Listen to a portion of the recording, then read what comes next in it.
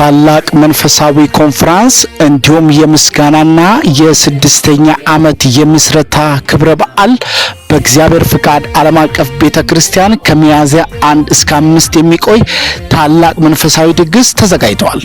ከሮብ እስከ አርብ ከ9 ሰዓት ጀምሮ ቅዳሜና እሁድ ሙሉ ቀን በእለቱ ወንጌል በኃይልና በስልጣን ይሰበካል፣ ለበሽተኞች ይጸልያል፣ በአጋንንት እስራት ለታሰሩት መፈታት ይሆናል።